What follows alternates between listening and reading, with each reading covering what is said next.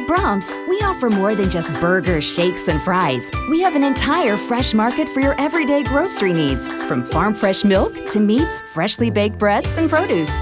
We also carry a wide variety of our premium ice cream, frozen yogurt, and sherbet. And with Brahms delivery trucks running 7 days a week, our items are always fresh. Stop by your neighborhood Brahms Fresh Market for an incredibly fast, incredibly convenient grocery shopping experience so you can spend more time on things that matter most.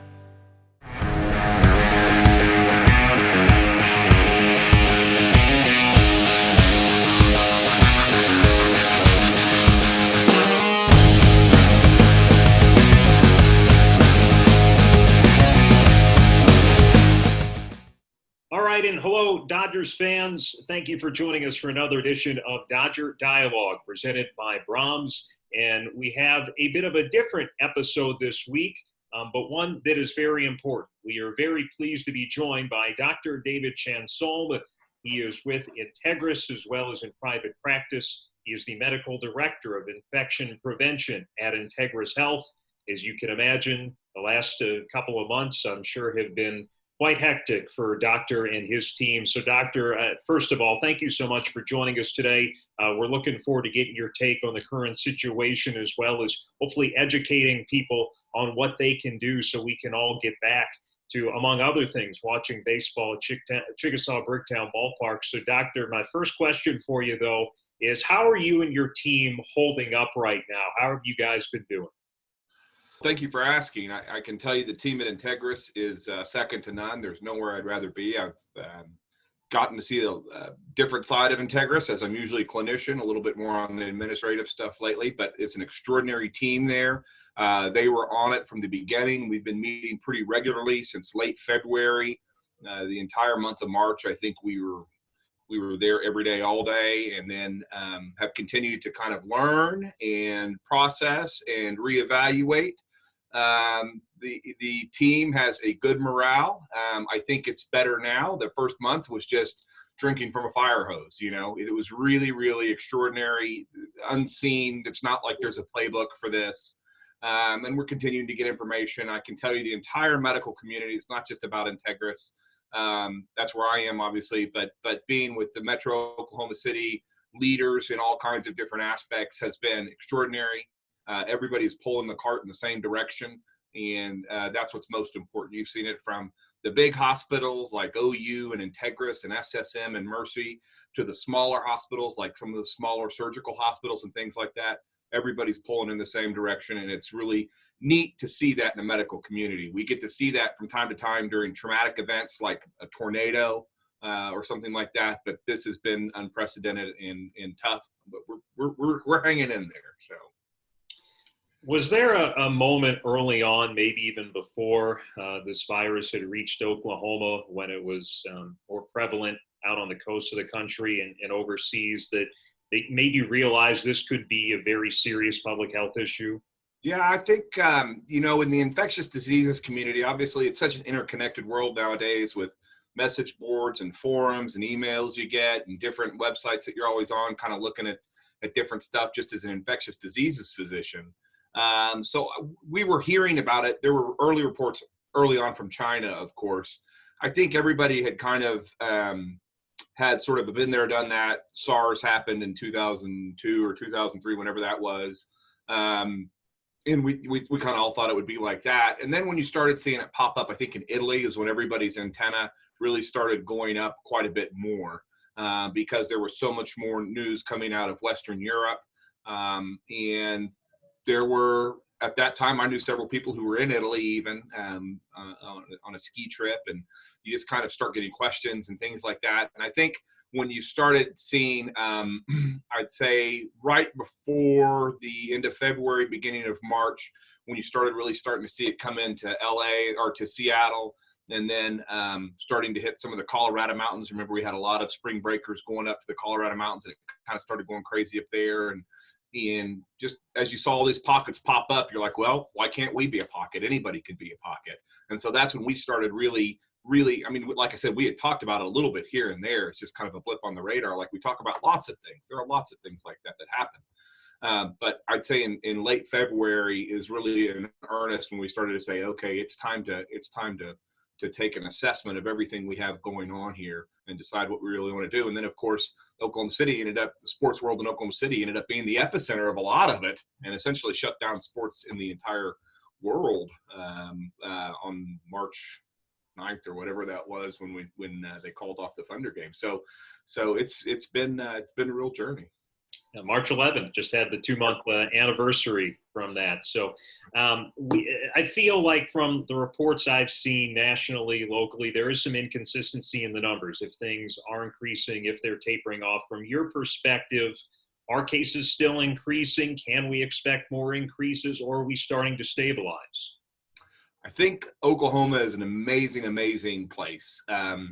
For a lot of different reasons. Number one, we have some experiences with tragedy here. I was a medical student during 1995 bombings and got to see a lot of that firsthand.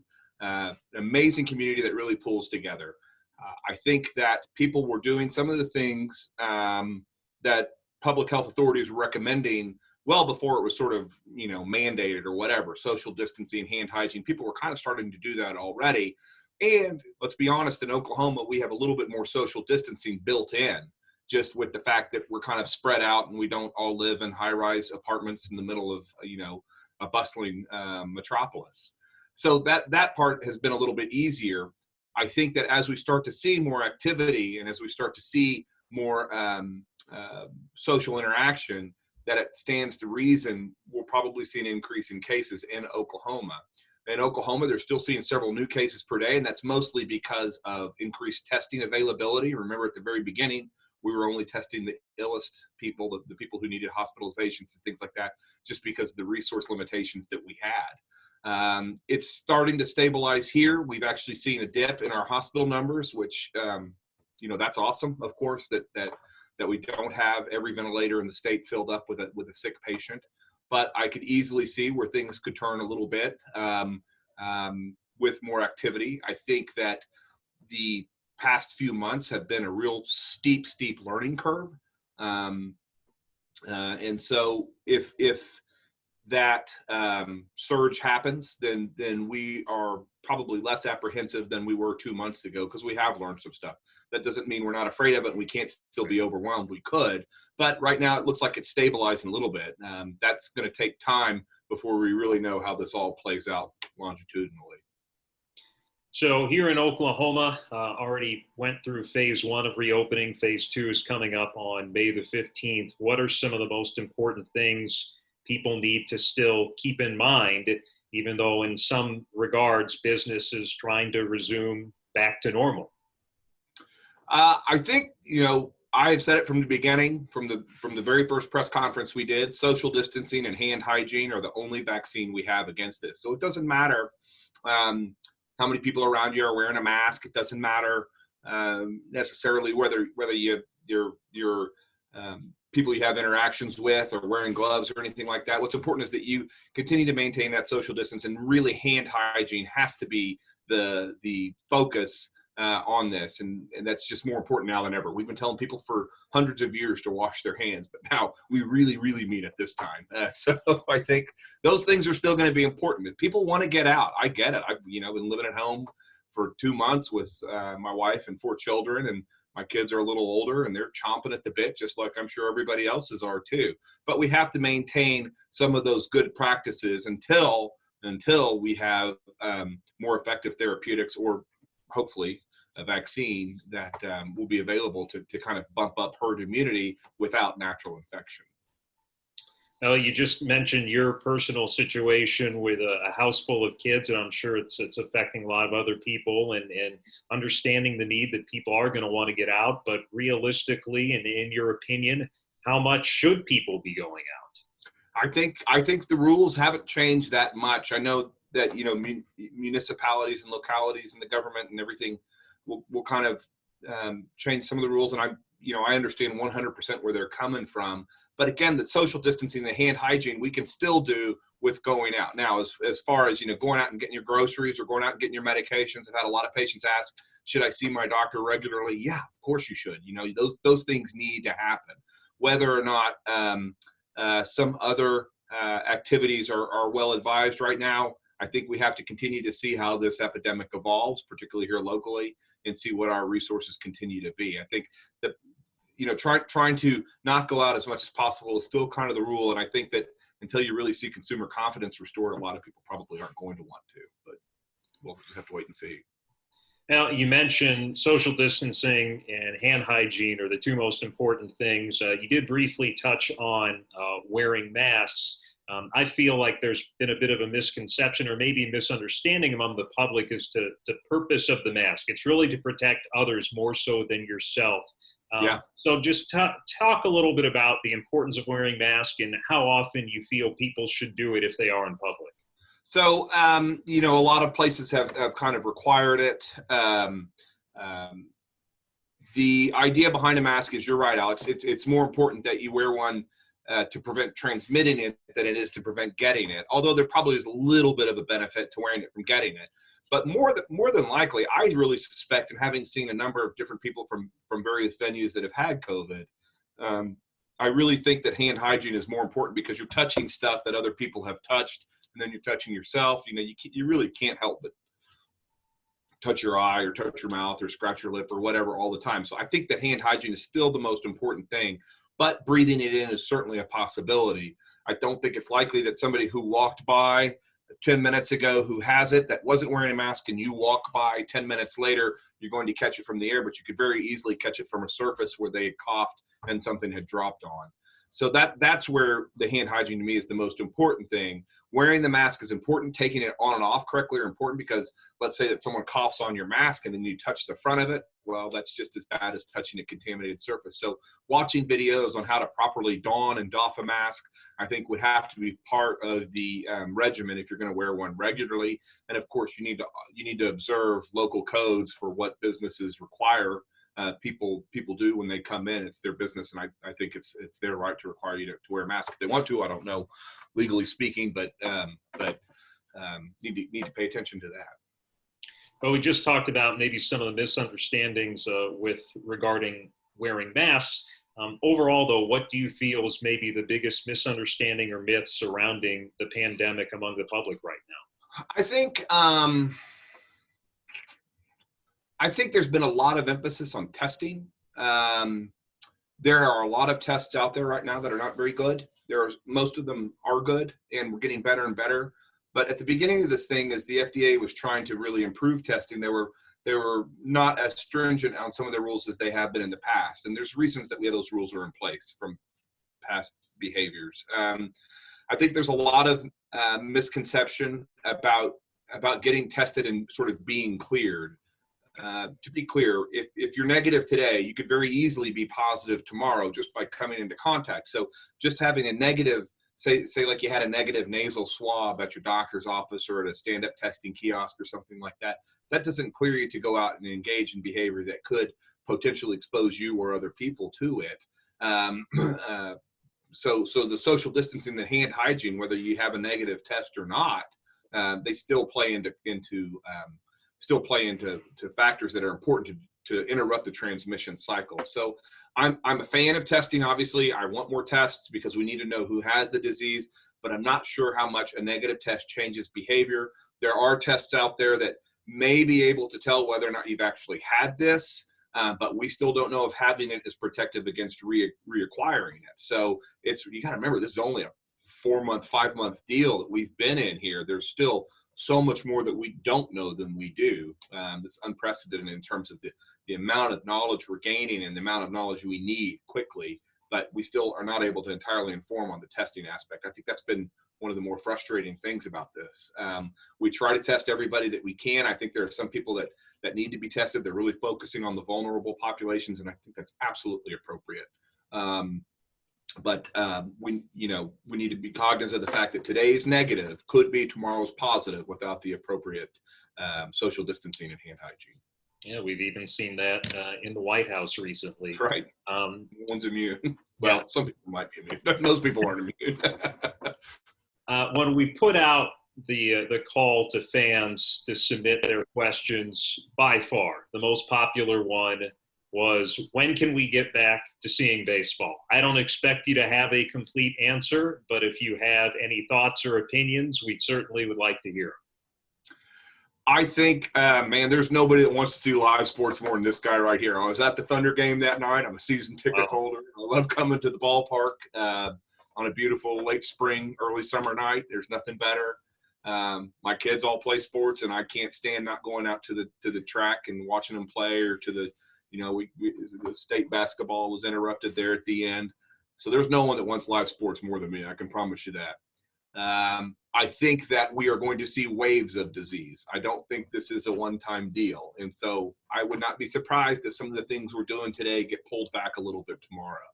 Obviously, all around the state, people are asking that question, when can the college football teams get back to practice? When can college baseball teams get back to practice? When can anybody? And I think that Dr. Fauci had some pretty extraordinary observations yesterday on college football and spring football. When can we get back to playing baseball? I think that they're going to have to come up with some comprehensive sort of disease mitigation strategies, not only for the players and the staff around the players, but the fans. And I think until we see significant herd immunity, that it's going to be difficult to ever say that we're 100% safe. It's going to be difficult to say that anytime, but we have to kind of just monitor the disease process and see how much it's going in our community before we can really say it's okay to open those things back up.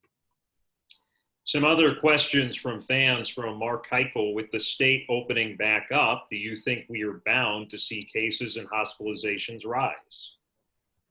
Yes, I know Mark, actually. Mark is an emergency room physician, and he is on the front lines of this thing, and he is an excellent physician. Are we bound? Yeah, I think we are. I think we are going to see cases and hospitalizations rise. I think that that's part of the disease process, and we're just going to have to march through that. I think I don't know any hospital systems or any public health entities that are ready to take their foot off the gas yet at all. No one's ready for a mission accomplished statement. I think we will start to see things open back up appropriately in terms of, trying to get people back to work and trying to get the economy open and get all of that stuff. But as an infectious diseases doctor, all I can say is I do think we'll see cases and hospitalizations come back up. Our next question from a fan is from Vinlandzilla. Will we have to wear masks until there is a vaccine? Will we have to? I think that's a difficult question to answer. I'd say that, again, the masks, if you use them properly, are a little bit helpful. What's more important is the social distancing and the hand hygiene. So those are the things that we need to do the most right now. Those are the vaccine. I hope we find a vaccine. There are some promising candidates per the World Health Organization, but by the same token, there's been vaccine research on these viruses since the SARS outbreak 20 years ago, and we haven't found one yet. We've been working on HIV vaccine for almost 35 years, and we haven't found one yet. So we need to keep hoping that there's some promising data that comes out of these early trials. And I think that we're still a ways off from a vaccine. I don't think it's likely that there would be one in 2020, even with good data. So I'd say continuing to practice and make those things a regular part of your life with the social distancing and the hand hygiene is probably the best thing to do. But again, wearing the masks, I think, is fine if you're doing it properly. All right, well, we got two more for you, Doctor. And again, we really appreciate you taking the time out of your schedule for this.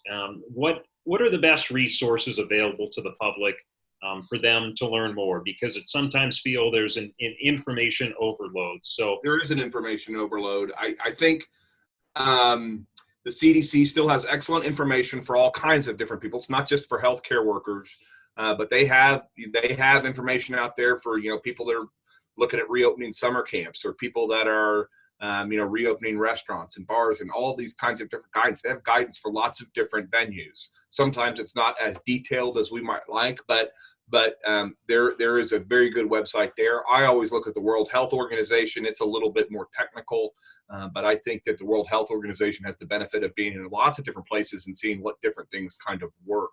The local health department, of course, will have information. So for us here in Oklahoma County, it's the OCCHD, or the Oklahoma State Department of Health will have some resources available too for people that need more information. And then I think asking your physician or your primary care provider, is always a good source too, particularly as it applies to your specific situation. If you're diabetic, if you're on medications that suppress your immune system, if you're older, or if you're perfectly healthy, those would be people that would be very good resources as well. And we will end on this. If there is someone who wants to help your team, other frontline workers in the medical field, they want to help pitch in, what is the best way to do that? There have been some funds set up, and I don't know of any specifically that could help frontline caregivers. Of course, like any charity, you need to look into it, but there have been some funds set up. I would say words of encouragement go way further than than anybody can imagine. It is very stressful on these frontline caregivers, particularly nurses in the ICU, nurses in the emergency room, and nurses that are working on COVID units.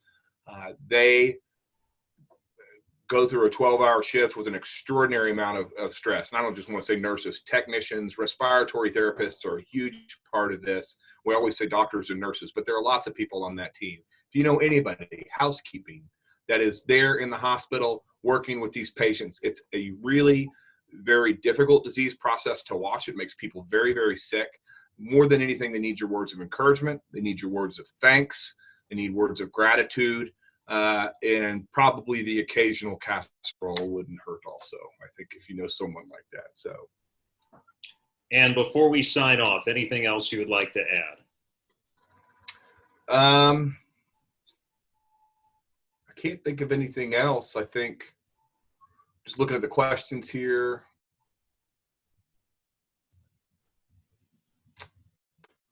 No, I can't think of anything else, Alex. Okay. Thank you very much for having me. Like I said, I'll be the first guy at the games when we think it's safe to go back out there. I hope that the Dodgers have a great year, and if not, not able to have the full season or truncated sort of experience, that they get everything they can out of it and put together a winning ball club. All right. Well, again, we've been joined today by Dr. David Chansolme. As Dr. Chansolme, the medical director of infection prevention at INTEGRIS Health. And doctor, again, thank you so much. Best wishes to you and everyone else on the front lines of fighting against this pandemic.